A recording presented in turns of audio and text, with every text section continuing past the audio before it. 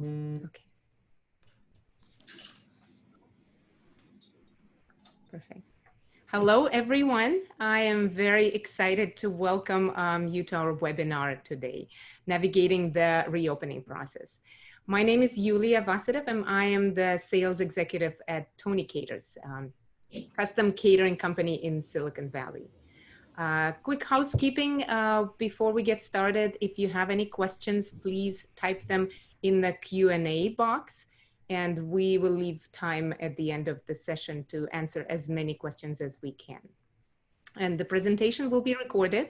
I will send you a follow-up email how to access the recording in the next few days. I am very excited to introduce our panelists today.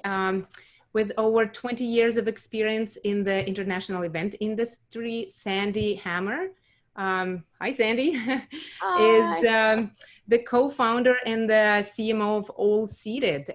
It's an award-winning technology platform with the goal of revolutionize and digitize the event planning industry. She began her career as a corporate planner in a high-tech company, and she was running events globally, created a portfolio of large-scale conferences and seminars and forums and brokerage events. In addition to being a national speaker, Sandy served in 2019 Weddings International Professional Association Board and is a regular contributor to CaterSource, Wedding IQ, and NACE. And BizBash recently named Sandy one of the top 500 event professionals in the industry. Welcome, Sandy. I'm going to have to borrow that bio from you. That's a really good Yes. one. Thank you. Thank you. Thank Krista. you. Yes. Hi, Krista. Welcome. She knew from a very young age that she had a deep passion to help people discover their full potential and enhance their overall life experience. She earned her bachelor's degree in hospitality, recreation, and tourism, and a master in recreational tourism. That same year, she earned her certified meeting professionals certification and launched her event planning company, Magnetic Magnificent Events. She has successfully planned and executed events costing from a few hundred to six-figure price tags. And she is known for her unparalleled attention to detail and dedication to her clients. And in addition to her own event planning company, she is the general manager for Epic Venues in Northern California, overseeing operations in the Glass House and the Corinthian Grand Ballroom in San Jose. Welcome, Krista. Now I would like to welcome Emerald Linskog. Hi, Emerald. She is the Director of Sales and Events at San Pedro Events. That includes a new and exciting venue that's opening in San Jose, Blanco Urban Venue. Emerald brings passion to all things hospitality to the San Pedro Events team. With over 15 years of experience in everything from front of the house service positions to restaurant marketing to management, Emerald has a unique perspective on events because she has worked all angles of the business. What she most enjoys about working in events is being able to have an impact on someone's life. She is the 5th generation native in the Bay Area and loves exploring the outdoor spaces in the area.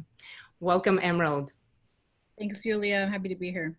Our next panelist is Roy Porter. His camera is off right now, but he's here. He is a Southern California native and resident. Roy is recognized internationally as a hands-on innovator in performance improvement, training off-premise catering staff for plating, table, bar service operations. He's a veteran of more than 3,000 weddings and many mega events such as the Golden Globes, the Oscars, the Emmys, and he consults some of the most successful catering and staffing agencies in the country. He writes for the CaterSource magazine and the ICA Roundtable Facebook group. Welcome, Roy. Thank you. Thank you. It's a pleasure to be here this afternoon. Yeah, thank you. We are honored to have you here. And finally, please welcome Jonathan Jennings. He's the Executive Vice President and Chief Operating Officer of the CT Wedding Group in Middletown, Connecticut. For more than 20 years, Jonathan has helped make the wedding dreams come true with the Connecticut Wedding Group. It is a premier venue management, catering, and event production company, featuring popular and award-winning venues in the area. Jonathan is a board member of the International Caterers Association, the vice chair of the Connecticut Restaurant Association, and the founding member of the CIRA's Catering and Events Coalition. And he is also a member of the Elite and Invitation Only Leading Catering of America.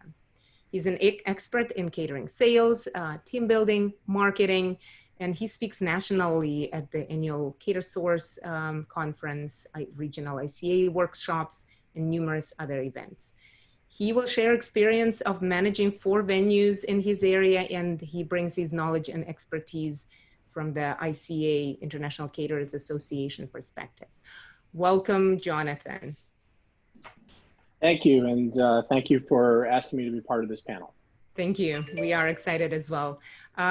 We know that the current regulations and things are changing on a daily basis, and counties have different regulations, right? And it is critical for us at this moment to be creative, to pivot, come up with new ideas, how to stay viable as a venue in the long run. So I'm excited for us to share ideas and discuss the ways how to sustain business to be ready for the reopening. So I have prepared a few questions that I would love to ask our panelists and to ask your opinion and ideas. So first, what safety procedures have you already put in place or planning to implement to ensure that your guests, vendors, and staff are safe? Jonathan, I would love your opinion on that. Thank you. We are not yet open in Connecticut, so our plans are what we're going to do, not what we've already done. But we are going to be installing signage everywhere. We are going to be doing social distancing and hand washing and sanitation and mandatory mask wearing and all of the things that most of us are going to do. And what we feel is most critical is how we are communicating this, not just amongst our employees, which is a very important group, but to our clients and then to their guests. And we have come together with other event professionals in Connecticut to come up with what we call the Connecticut Hospitality Promise. And that is a public-facing document that we are all putting on our websites. We are inserting into our social media feeds and prominently displaying in our venues, which are showing the customers, telling the customers, here's our promise to you. All of these safety and sanitation procedures we will be following, and also our ask back from them, because I feel that safety and sanitation and social distancing only works if you get buy-in from your client. It can't just be you, it has to be your client too. So this hospitality promise is saying, here's what we're doing for you, and here's what we're asking from you. And that is, please abide by all these regulations and restrictions that we all need to follow. But please buy into that. Please don't come to the event if you're not feeling well, or if somebody in your family has been either sick with COVID or perhaps around someone else who's been diagnosed. If you're a vulnerable part of the population, please don't come to the event. Partner with us so that we can help create an environment for you and your family and your guests that it is absolutely as safe as it can possibly be. Great, thank you so much for sharing that. And Krista, I know you have some strict procedures as well in terms of the cleaning and safety. Can you share that? We took the time during the shelter in place and kind of closures while we didn't have events and looked at how we could utilize that time. And we did an entire deep clean of our venue. We even wiped all of the furniture, all of the 300 plus Chipotle chairs, all the leather furniture. So not only has it been disinfected, but everything has been then wrapped in plastic so that at every time we use it, and this is all of our glassware in the kitchen, every single thing that we have that would normally just be, you know, outwardly exposed, has now been wrapped up. So every single event, that's going to be part of our policy and procedure moving forward. We've cleaned even into the ceiling rafters, and really just completely disinfected. But same as Jonathan, you know, signage everywhere. We've installed more sanitation stations. We plan on having additional staffing when our events open so that we can have somebody in common spaces like the restrooms, you know, wiping down things that people can't avoid touching, the locks and different things. That way we can just ensure for our guests that we have the highest safety measures possible. And, you know, again, kind of asking everybody to play team with us, that hopefully if they don't feel good or, you know, anything like that, they just don't come in. So far so good, but we'll see once we get rocking and rolling again, how people comply with that. That's right. That's the hardest part, is to control the social distancing and people wearing masks. Emerald, as what are you communicating as the new venue in terms of the rules and procedures that you're putting in place? Yeah, I think that, you know, a lot of the same things as Jonathan and Krista were discussing. I think it's really important for us to make sure that we are communicating with our clients that have upcoming events. I mean, for us, we really want to make sure that we are collaborating with them, and it's a team effort to make sure that everybody is abiding by not only the county and state regulations, but also the ones that we're trying to put forward. So, you know, it's about communicating with them. When new regulations are announced, we're emailing them or setting up phone calls to kind of chat over what these new parameters look like and how that can impact their event. And I think it's a lot about self-education. I mean, we've really tried to make sure that at least 2 of us on our team are really devouring all the information that's online. In addition to state and county regulations, we've tried to attend webinars that, you know, a lot of our great wedding and event industry people are offering at the time, and also collaborating with, you know, we've had talks with people from the San Jose Convention Center or other large venues in the area and really get their advice as to how they're going to be moving forward too. And also, in addition, we are a venue, but we use outside preferred catering vendors. So for us, a lot of it is setting up time to chat with them and make plans of really how we're going to work together as a team and what are the parameters that we're both going to be abiding by during the times that we have events with staff. And then, yeah, a lot of it is the same that they're saying, temperature checks. We're trying to do bar menus and things like that on QR codes to avoid having items that are having to be regularly touched. So, you know, it's a lot of information. So I think just staying up to date with all of the information and then making a plan. And even though that's going to be pivoted and course corrected, it's really the only thing that we can do, you know, with the fluid situation. That's great. Yes, thank you for sharing, Emerald. Roy, I know you have lots of experience in employee training and operations. What can you add to that in terms of safety procedures? Well, a couple things. It's a 3-pronged approach. First off, you need to document your safety protocols, you know, following the guidelines. And I'll tell you, you need to follow the guidelines from the local county. Of course, the state of California has some guidelines, and then the CDC, they do. So you need to document those and then share them with your staff. And the best ways to do that are to create PDFs, email them to them, and then on top of that, create videos. And you don't need to go hire a camera crew. Just break out your iPhone or your Android phone, record, you know, small snippets, make them available internally for your staff, and then take some of that content and you need to push it out to the clients. This is the second prong. So if the clients feel safe, they feel comfortable that you're following these protocols, that they're going to have a great experience. And then also the clients need to push that out to their guests, the people that are coming to the event, so they also feel comfortable and will attend.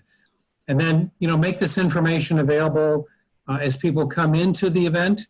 You might have a poster that says, these are some of the protocols. Here's hand washing stations. You'll see people in masks and wearing gloves and so forth. And here's our go-to sanitation person or the event captain, their picture, their name. If you have any questions or concerns, go and see them.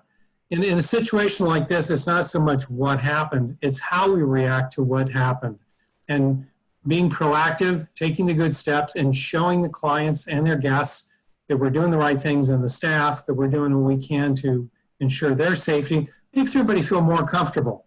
There's less hesitation, and they're going to have a much better party. That's great. Yes, thank you. Sandy, do you have something you would like to add? You're muted. Yes. So I'm just going to pipe in. Just I don't know if you know, but my daughter was getting married. Actually, my daughter and my son. I was going to have two weddings this year. Both of them had to get rescheduled, but it's all okay. They will get married. It will happen. But my daughter, who I'm not surprised, has decided that she wants to get married. She doesn't want to wait. So we're going through a lot of this right now, all the procedures, you know, and exactly what Roy's saying, what everybody's saying. You know, we're having meetings with the venue. We're seeing what they can do. Obviously, we have to wait till we get closer to the date to see how many people we're going to have. They keep changing the numbers. Every other week, it's a different number. I've told people that, you know, just wait for the SMS. It's not like there's going to be an invitation. It's literally going to be 48 hours before the wedding. We'll know who we can really invite. But we are getting all the procedures. And there's been a lot of talk of, you know, we had to sign a waiver. So I'm sure a lot of you have got that, you know, to sign. I think you're going to bring that up a little bit later. But definitely communicating. I think the biggest thing is to communicate, is just to get all your fears out. And I think that if the venue's prepared and, you know, you've asked all the right questions, then you're going to go ahead. You are going to run an event. That's great. Yes, thank you. Yes, and good luck with that, and congratulations. Yeah. So then my next question is, and Sandy touched upon that already, the contracts. So what changes have you made to your contracts to cover COVID-19 liability, deposit, payment schedule, rescheduling, refunds? What have you done or are you planning to do? Jonathan, can you share, please? Sure. You know, and we have made some changes to our contract since this started. In terms of liability, I think that that's something that's very much an open question across the country. I think you're going to need to see some cases move through the court system to really have an idea of who's actually going to be liable when there's an outbreak that's connected to an event. Not if, when. I'm sure it's going to happen. But whether that's going to ultimately be the client's liability, the venue's liability, the catering company's liability, the planner's liability, it probably won't be Sandy's liability because she's got Allseate, so she's safe. But for the rest of us, I mean, it's definitely a question. And right now, nobody has the answer. Our state government doesn't know. Our insurance carrier doesn't know. You know, so that's something that's got to get adjudicated over the course of time. I can tell you that, you know, in our force majeure clauses, and of course, those are state specific, so you should always talk to your attorney. What we've done is we've given ourselves more flexibility in the event that something like this happens again, please no, where instead of just allowing for a cancellation, if there's a force majeure event that prevents us from catering the event, we have a little bit more flexibility to say, all right, well, first we're going to postpone the event. Because that's what we would really want, is for them to postpone and not cancel. In terms of the rest of the contract, the payment schedules, things like that, those are all still intact. And by and large, people that have not been directly affected by COVID, those weddings that are later in the fall into 2021, into 2022, they're signing these contracts, they're making their payments. It's still going under the assumption that the world is going to return to normal at that time. And I have to tell you, I really hope they're right. That's right. Thank you. Thank you, Jonathan. Krista, I know you have made some changes in your contracts because you've had some rescheduling and some things. So what have you put in? Well, we actually did some, we changed our contracts a little bit to talk about the postponements or rescheduling policies in there. And we had to take it a little bit further to basically kind of sort of limit it. And I hate to say it because we don't know what's going to happen with COVID, but you know, our original postponement policy that we were offering people, we found that even people that moved it a few months past needed to move again, or even in 21, we're getting requests for people to move that are worried about Q1. So we had to change our policy to basically kind of limit the amount of times we were going to roll the event forward with no fees, because that's what we were offering. Fees, no loss of deposit. And so we had to make some changes there. And on the liability portion, we've kind of considered, you know, if a waiver would be worth it, if we need to have people kind of sign off. And so we're still contemplating that.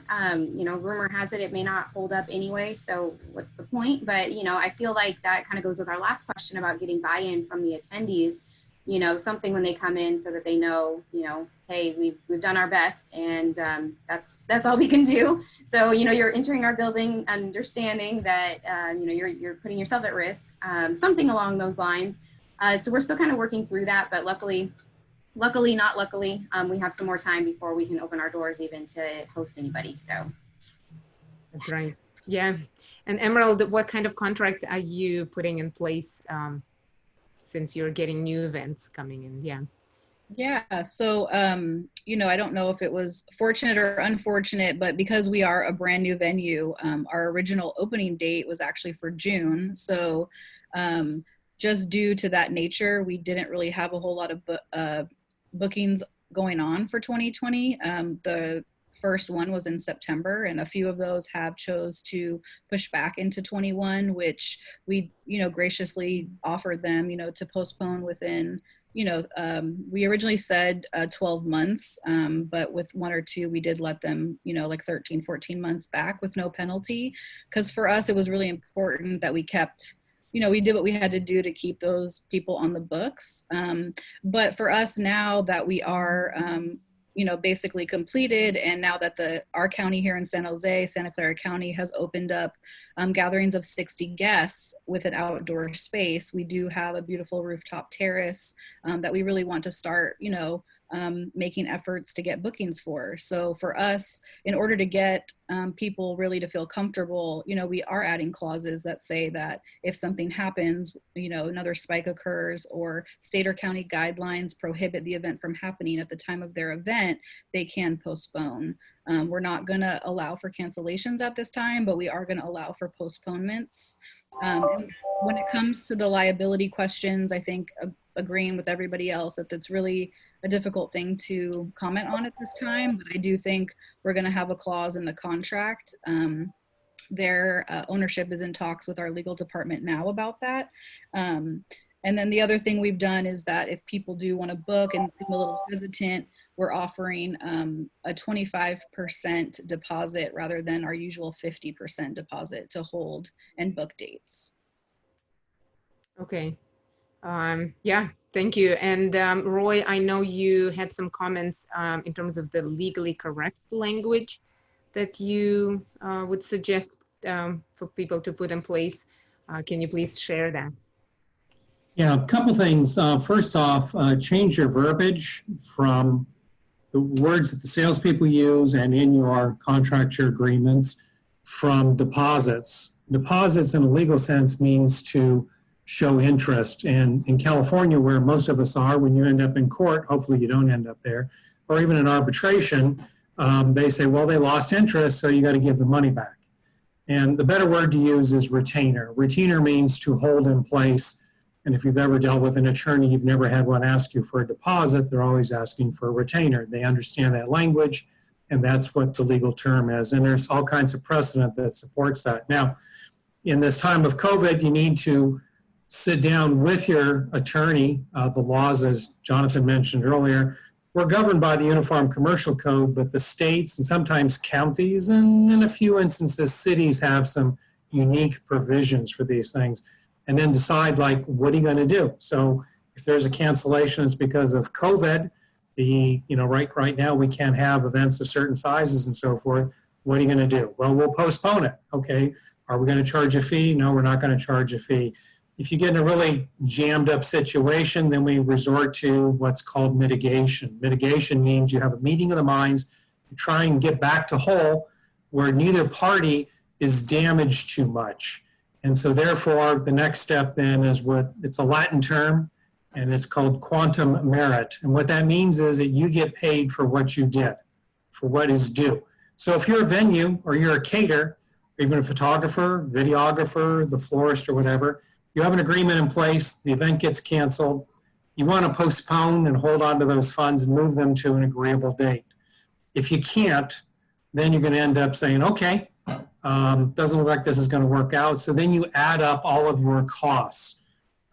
You know, the time spent to maybe walk the venue or tour or do a tasting or do research for special props or entertainment or whatever all those things are. Okay, you need to total those out into, let's say, an Excel spreadsheet.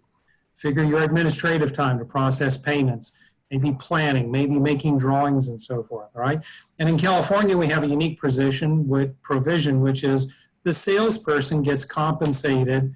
If they didn't do anything to cause this to fail, they still get compensated, right? And then the next thing is you as a facility, as the one of the contract holders, you're entitled to your contribution.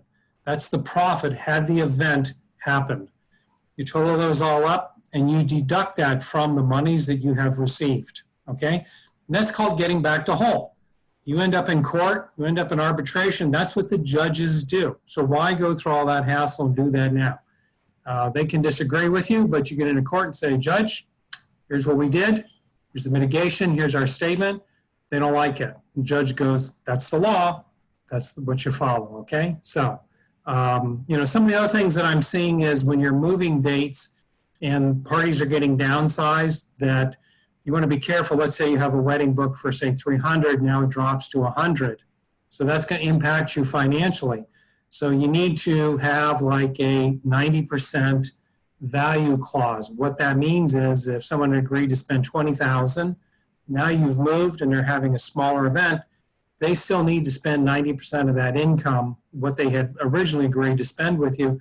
Otherwise, you're going to take a big hit. Okay, so you know these are some of the things you need to think these through. They need the salespeople, the people involved with these negotiations need to be comfortable. And you know, one side note on this, there's been a lot of discussion because there is added cost to do the COVID compliance, and you need to work that into your agreements. I'm not big on nickel and diming and saying we have extra masks and here's the gloves and here's the hand sanitizer and all that kind of stuff. Just put it in your proposal. You don't need to line item the individual costs because then they say, oh, well, gee, I could have gone to Harbor Freight and bought the gloves for 50 cents less, okay? Or I could have bought the hand sanitizer from Target. And you don't want to get into that, okay? Just take care of it, put it in, and tell them it's taken care of. There are some additional costs. It's handled, okay? Great points. Thank you so much, Roy. I know we are also trying to show empathy to the couples and especially for weddings who need to reschedule, but we need to protect ourselves and our expenses as well. That's great. Thank you. One of the things we're here today is to discuss the creative ways that we can market our venues and pivot. So what new ideas have you implemented already or planning to implement to attract new events? Can you share new ways to pivot or what are any creative ideas? Emerald, as a new venue, how are you creatively attracting new clients? Yeah, I mean, it is tricky, right? Because once you decide about how you're gonna maybe rethink things and move forward, then a new regulation comes into play. So it is a lot about, you know, just going with your best ideas and then pivoting when need be. But we did start offering micro wedding packages when the county started allowing for religious ceremonies of 20 or less. Because we have an outdoor space that we can do that. But now this week with the new regulations of 60 guests or more, now we're really focusing on marketing smaller receptions and gatherings of that size. We're also making a lot of effort within our venue and within our restaurants that have private dining spaces is to make sure that people know we have streaming capabilities, video conferencing capabilities, so that way if a smaller group wants to do something in-house but they need to connect with others, then that's something that we can do. And then we are also focused a little bit on trying to work with our preferred vendors. Like with our micro wedding packages, we did kind of partner with a photographer and a florist, so that way the package was a little bit more one-stop shop and convenient for people, but also so that way the vendors were also marketing and promoting us as well. So kind of trying to collaborate with them to get our content in front of more people. That's great. Thank you so much. Yeah, Jonathan, how are you guys pivoting right now? Or maybe coming up with some creative ideas? Well, as a venue-based company that specializes in larger weddings, micro weddings really don't work for us. So what we've been trying to do is get as many people to postpone into 2021 as possible. And one of the things that we've done to encourage that, especially for those that say, you know, I really wanted to be married on my date, is say, okay, well, here's what we'll do. And we'll let you get married on your date. And you can have a small ceremony only for just immediate family and friends. And then we'll postpone and have the big party next year when we can hopefully celebrate without restrictions. And we have our first one going on as we speak right now. We have our bride and groom who just got married in front of our willow trees down by the pond. And as I was saying to the panelists before we started, I was ready to just weep and cry because it was the first time since March, that we had some love here and some energy here and some happy people here. And it was a glorious day. So that's one thing that we've done with some success. We have many more of these scheduled in the upcoming weeks and months, and hoping that that's going to help ease the pain of these people having to postpone into 2021. Great, thank you so much. Thank you. Krista, what are you doing? Are you doing any micro events? How are you promoting your spaces? We are promoting our outdoor patio more than we normally would. It was kind of a thing that just came with your rental, but it can do 150 people. So it is enough space to do what we're allowed to do in California at this point. So we're pushing the marketing there for our micro weddings, kind of very exclusive to the outdoor side. Over at the Corinthian Grand Ballroom, we're actually promoting the pool. We have a really large pool over there called our Grand Pool. It has space around it for tables. You obviously can swim in it. It's a real pool. So we're promoting that as kind of a unique and urban space that somebody could have either their ceremony if they wanted, or even a very casual reception. So we just got kind of creative with the space we do have. Our venue is extremely large because we cater to more 300 and up type of events, but trying to figure out how we can utilize portions of our space without the high expense. Because that's the other part is, micro weddings, it's great to continue to have the business, but it's hard to figure out what to charge for the actual expenses we have of, air conditioning, lights, so on and so forth, because it is a big space. So it's been a little challenging, but right now defaulting to that outdoor patio and, like I said, the pool, kind of easier spaces to work with and gives us a little more leverage for what's being allowed as well. That's great. Thank you. And Sandy, I know for your daughter's wedding, how are you navigating that in a creative way? Well, luckily I've got Allseate, I'll tell you that much. We've got, we built the social distancing tool, which I'm going to show everyone a little later, but it really helps. It's like Kristen was saying, that if you've got a big space, you still have to know how to use that space. So we've got the same thing. We had a space for 400 people, and now we could have, I'm hoping the venue will do 50 to 100. We're hoping that we'll get 100 people. But how do you space it out? We're trying to be very creative with the dance floors. We're trying to be very creative with, how to keep the distancing. And we've got also an outdoor area. So we're going to be doing the ceremony outside, and we're going to be also, I think, hosting the older crowd, the people that are a little bit more scared, or the people that need to have more distancing, that really we're more worried about. They'll stay more on the outside. And we're trying to separate the groups. A lot of weddings are about, you can be in close proximity with family. So every table where we would never have done this before, we're putting like the kids and the family together. Like usually you'd have a kids area and you'd have kids family, kids tables. But we're like putting, you're sitting with your parents, the children, and anybody that's from your close family, you can all sit in one table because it's actually allowed. It's part of the, the rules of how you can set up everything. So our table plan is very, very different than we would have thought it would be, on a regular time. So we're doing a lot of creating on that side as well. It's interesting. Yes, yeah, definitely pushes you to think for new ideas and outside the box. Or somebody said, like, there's no box anymore, right? Yes, absolutely. Yes. Roy, you've been on so many calls for the ICA and the industry-related calls. Are there any other ideas that you've been hearing or you think you can add? Yeah, a couple things. Here in California, if you're a venue, and I have some clients that are venues, and when we looked at their health department permit, they were actually listed as a restaurant. So bingo, we were able to operate under the guidelines of restaurants in California. Now that limits the number of people, and with what took place on last Monday, we can't have events indoors. So we've moved into the parking lot. We've pulled out the pressure washers to clean the transmission oils and those things that have accumulated in the parking lots, and pushed events outside. In some spaces, it's a little bit easier than others, but we've done that, and we're getting, good interest with it. Another thing that's happened is that, we only have so much time and only so much space to fill. So as these events that have been booked and start to move further down the year, instead of when people talk about canceling or moving too far into next year, in some cases we've offered an incentive saying, listen, I have an opening on this date. I'd like to have your event. If you move your event to this date, this specific Saturday or Sunday or Friday or whatever day of the week it is, I think in some places Thursday is going to become the new Saturday, I'll give you 10 or 15% to your food and beverage.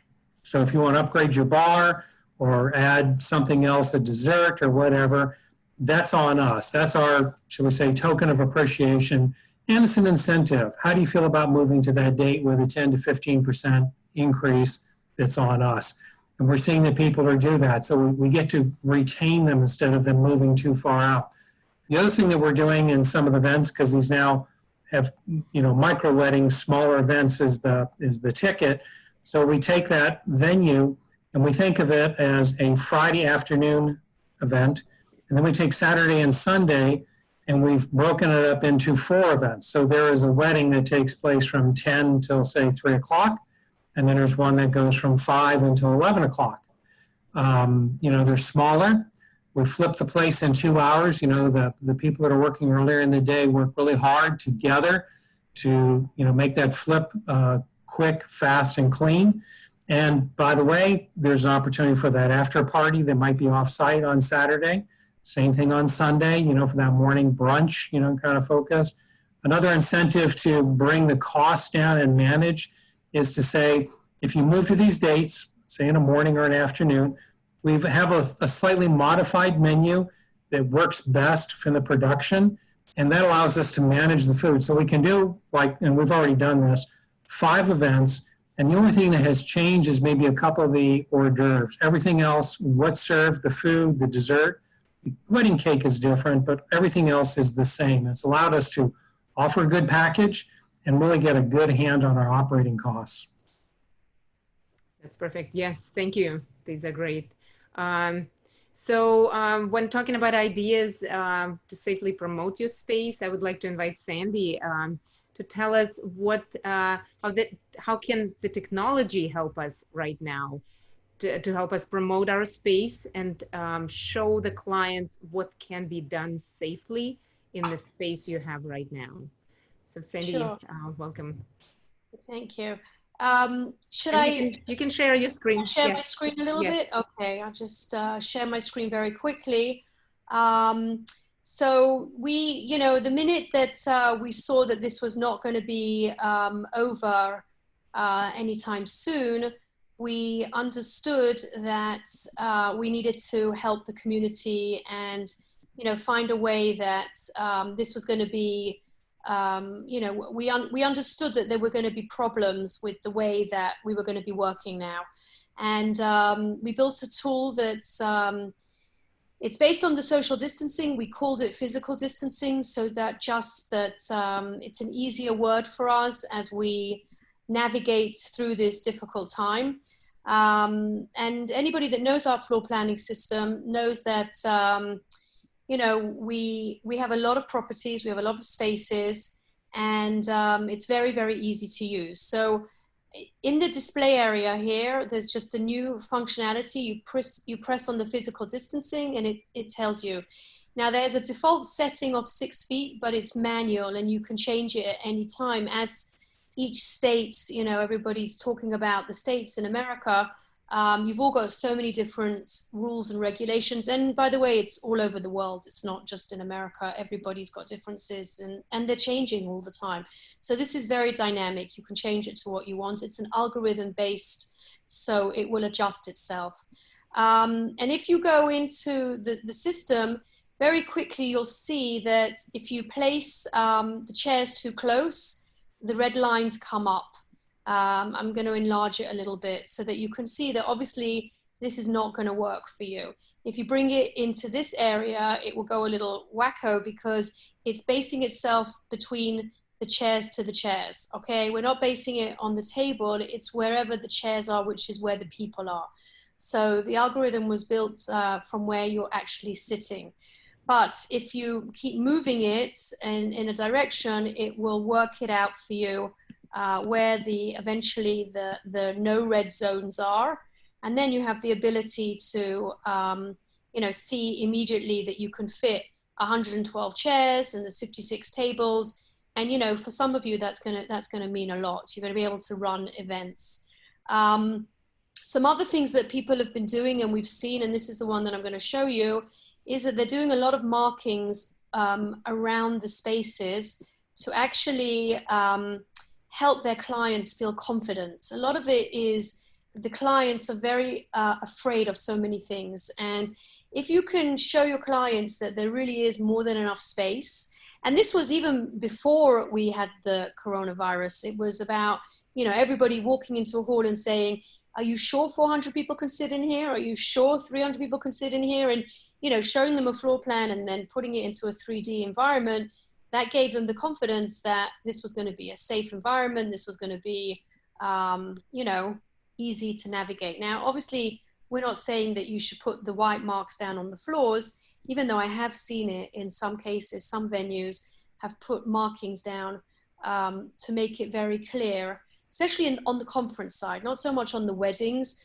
but on the conference side, you're going to really have to understand how to bring people in, you know, 200 people and bring them out and have them navigate through to the bathrooms, et cetera, et cetera. So some signage is not going to be enough on just a vertical.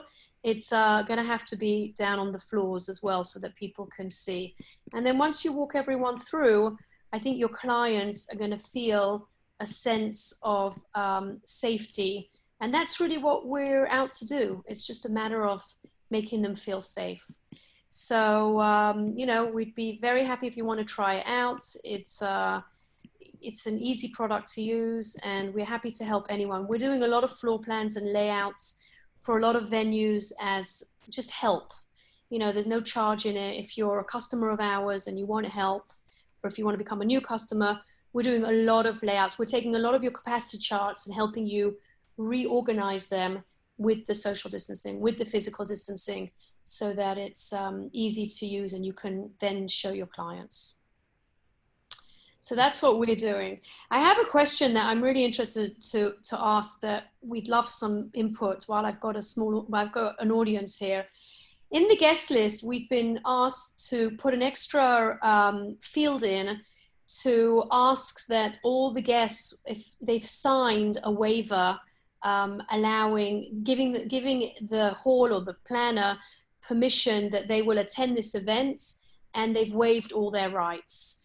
I have never been asked this in my venue. They didn't ask me, but we have heard in America that it's becoming now, I don't know about common, but it is becoming a question that the brides or the owners of the actual event have got to get a signed notice from their actual clients or participants. And I wondered if anybody has heard about this and if this would be of interest to anybody in our program. So I'm just throwing that out. You can write to me or leave a message. So thank you for letting me share that. Yes, thank you so much, Sandy. Thank you. Yeah, that's great. I think we have some questions in the Q&A. Mandy, can you help me if we have some questions from the audience, read them out? Yeah, so the first question is, how are you going to manage dancing at the venue to ensure that guests are socially distancing? And I know Sandy had some good ideas for that. Yes, I'm just trying to see how to turn my screen off, so sorry about that. If anybody knows how to do it, I can't, I seem to be in a different mode setting now. So, here, stop sharing, here we go. Yes. Okay, good. All right, so yes, we had, you know, we're dealing with our wedding right now, and we're going to be running the dancing in lots of different areas. So we've set up, we're now deciding where the actual band's going to be. And actually, Mindy Weiss was on a webinar earlier that gave an idea that we could put the band in the center of the stage, but then decorate the band so that it's not kind of like, you know, maybe with some grass walls or flower pots or something to give it like a cool edge. And then set up different dance areas so that, again, the grandparents and the people that are more nervous will be in one area and the bride can come and dance with them. And then sort of me and my friends will be in a different area where we'll be a little bit closer, but not too close. And then obviously all the youngsters will have a totally different area, and they can be in their area and have a little bit more freedom. There's also a great basket. I think, Yulia, you have a great picture of it, which we're definitely going to do, where there's 3 baskets, and one basket's got red bands in, and the caption says, you know, please stay away from me, and you're wearing a red band. And the second basket is with an orange band, and that's like, you know, come close but not too close. And then the green one's like, you know, I'm ready for a hug, or something like that. You know, you can put any of the quotes that you want. And actually those are things that we're going to do, because I think it's going to make a big difference to how we can communicate to each other without everybody sort of like holding their hands up and saying, stay away, you know? Yes, you can see that here with different colors, and yeah, and you can see if people are comfortable being approached or not. And here are some examples of, as a venue, what kind of signage you can put out in the front, at the entrance, all over the venue, to just keep reminding people to keep the social distancing, sanitizing, and everything else. Yes. And by the way, someone wrote into me after the webinar that you can also use those dance floors. I don't know if anybody's used it. You know, you know, the dance floors that are movable, that you kind of just put them down, and they sort of like they're sort of like pop-up dance floors, so to speak. So then you can separate different groups like you're doing at your daughter's wedding. Yeah. Any other ideas in terms of dancing? Put down painter's tape on the floor to mark off, you know, areas that are, let's say, 8 by 8. What we're doing in Connecticut is a plan that's based on what has been successfully implemented in Pennsylvania, which is a socially distanced plan. So basically what happens is you cordon off the dance floor completely with velvet ropes or what have you, and you have staff members regulate how many guests are on the dance floor at any given time. And then you mark on the dance floor areas where couples can dance. Of course, you have to get buy-in from the client about this. You also have to get buy-in from the entertainer, so that they will make announcements that you must maintain social distancing. So it's a bizarro hybrid form of dancing, but it does allow couples to get on a dance floor. It does allow potentially table mates, people who are seated at the same table together, to then be able to dance together. And it's clunky for sure, but you know, from a wedding perspective, when you can have a first dance, you can have parents dances, you can have couples dancing together, you at least have some of that component that makes a wedding a wedding. That's great. Yeah, Mandy, any more questions? Yes, so somebody is asking if any of the venues have had to reevaluate their venue rental fees to be more appealing to the smaller groups now that we're social distancing, and how are you managing that? Yeah, I can answer. Oh, go ahead, Emma. Thanks, Krista. We are a multi-leveled venue, and so normally on the weekends, we would not rent out the rooftop terrace without renting out, obviously, the indoors. So we've obviously changed that, because that's our only space that we actually can have events in, and offering you know, a little bit of a lower rate than we normally would for that space. But also one of the things we're trying right now is, since some of our 2020 events are moving into 21, we are also offering incentives for new bookers to pick non-Saturday dates for next year. So that way it kind of leaves us with, you know, some Saturdays, obviously, for future bookings, since we know that that's really what people want. So we're trying to incentivize booking a, you know, a Friday or a Sunday, and other things like that. By the way, we chose a Monday, and it was impossible to get a weekend. So we had to choose a Monday. We got a little bit of a discount, but you know, I think the days of the week now are going to become very common for weddings, especially in 2021.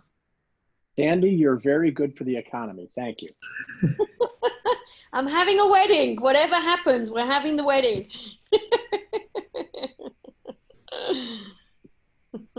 And Krista, you wanted to share something in that.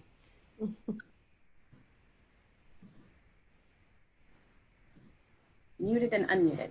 Yes, I was just going to add that we've had to adjust ours because it just doesn't make sense for our normal pricing when we're limited to the amount of people. So we've kind of done away with our food and beverage minimums a little bit. We know kind of like our flat what we need to make minimum, and we've just been sort of going with that.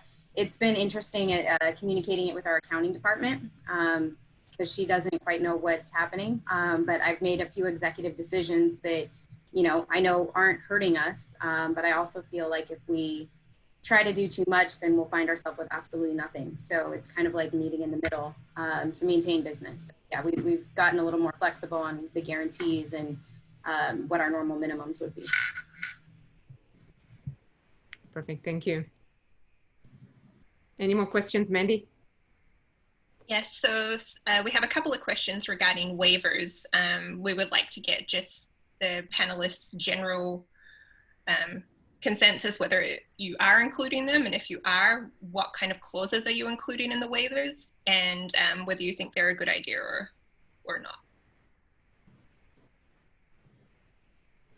I can start if you'd like. We're considering waivers, and the functionality of it is we'll have a QR code on the entrance to the venue, and they'll scan it. The waiver will come up on their smartphone, perhaps with some COVID-related health questions that are mandatory for our staff to answer under the state regulations here in Connecticut. We haven't decided if we're going to do the waiver or not, because again, it's very much an open question whether they are legally enforceable. So I would recommend anybody that's considering a waiver talk to their attorney, get some guidance from their county or their state as to whether that's something that's, you know, worth doing or not. I don't know if anybody else feels differently about that.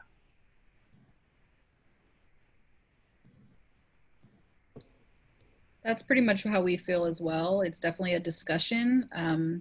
Our first scheduled event is not until September, so we have some time to make some decisions, and our ownership is in talks with the legal department about, you know, is it even really something that can protect us in the event of something happening.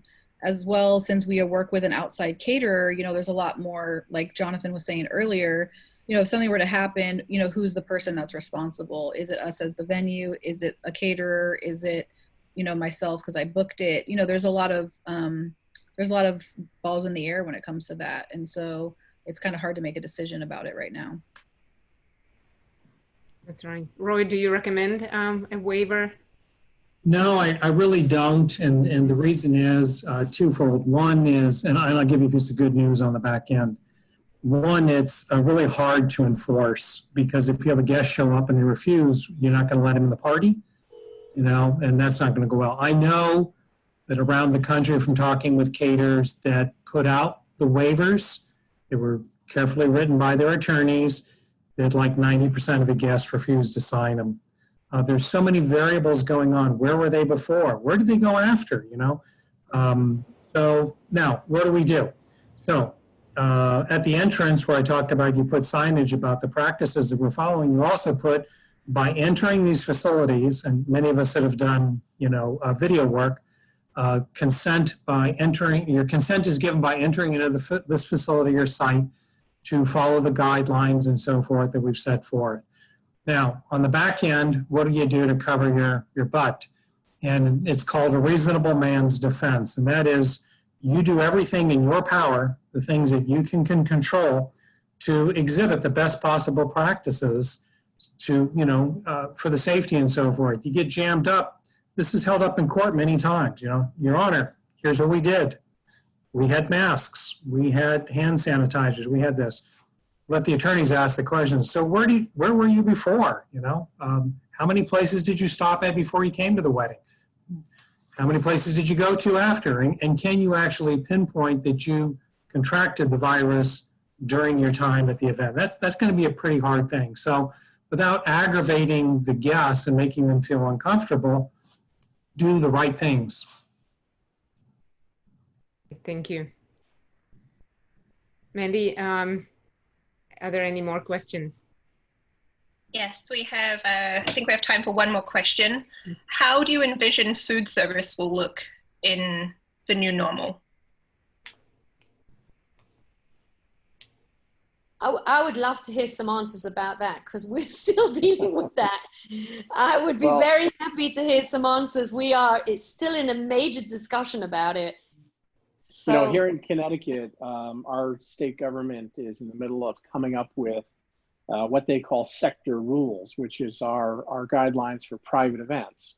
And Connecticut's a bizarre state for a few reasons, actually. But in this particular case, it's because in some cases, they consider private events the same as restaurants, and in other cases, they consider them separately from restaurants.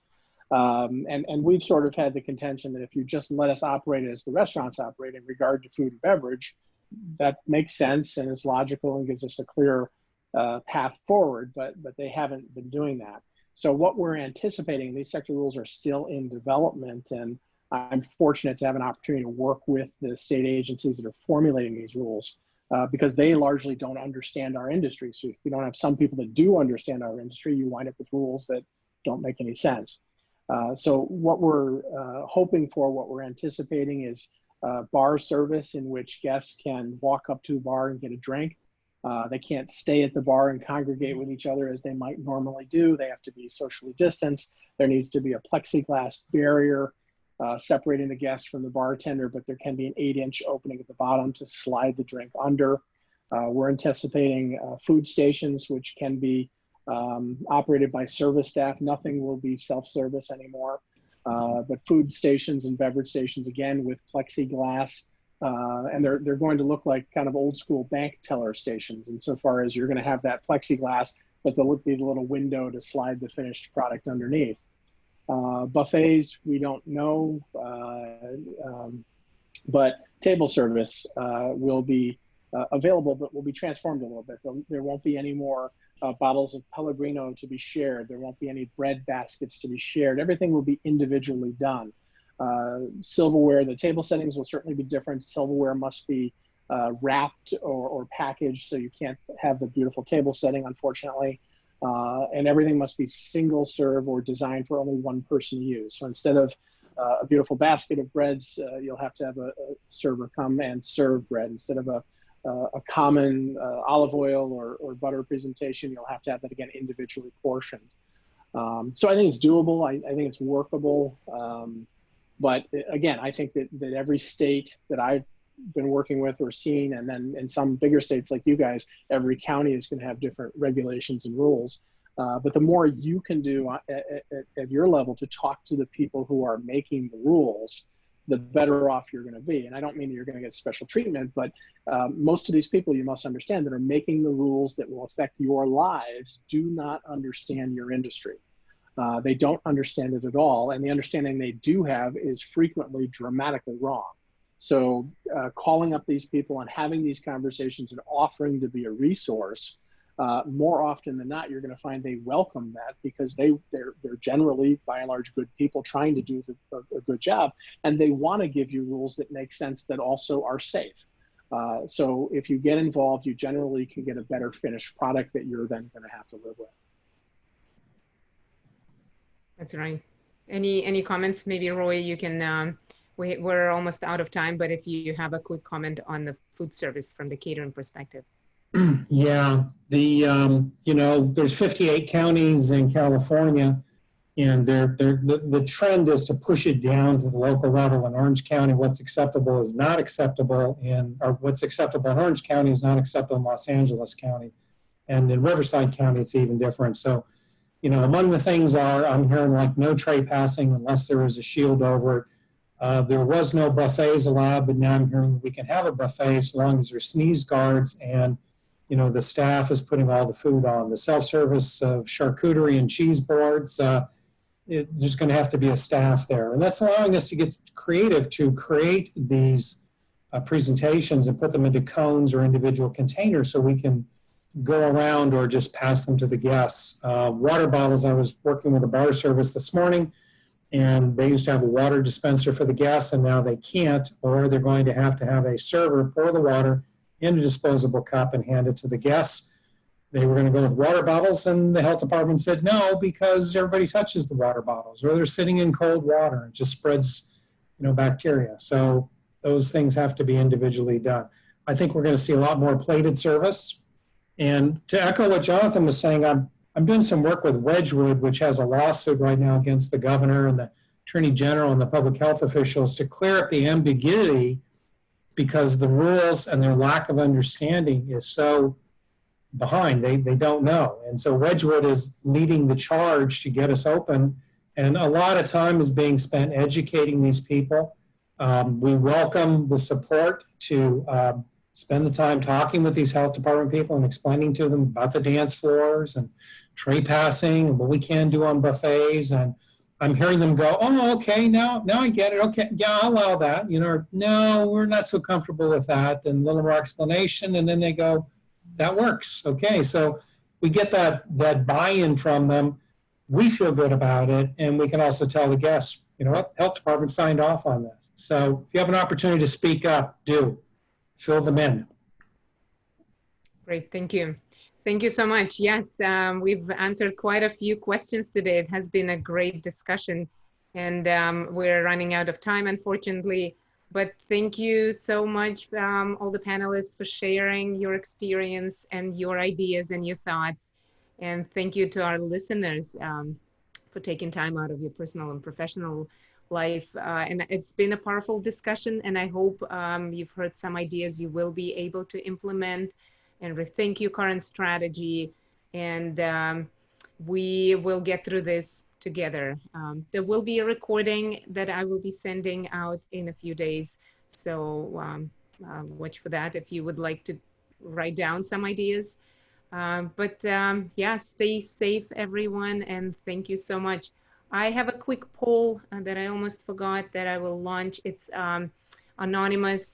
So you can just answer quickly if you would like to have more events like that in the future. Thank you, Julia. Yes, thank you. Thank you so much. Thank you, Julia and Tony's Catering, for putting this on. It was a pleasure. Thank you. Thank you, Krista. Yes, thank you, Julia and Tony's Catering. And I'd also like to say very quickly, for those that are not ICA members, I would encourage you to check out the ICA. It's an incredible peer-to-peer mentoring organization that's filled with amazing caterers and terrific education and a lot of good energy. And if there's something we all need right about now, it's some good energy. So please consider joining and being part of the ICA community. I second that. Absolutely. I'll third it. Yes. Thank you. Okay. Yeah. Have a great weekend, everyone. Stay safe. Thank you. Yes. Thank you, everybody. And stay positive. Bye. Thank Bye-bye. you. Bye.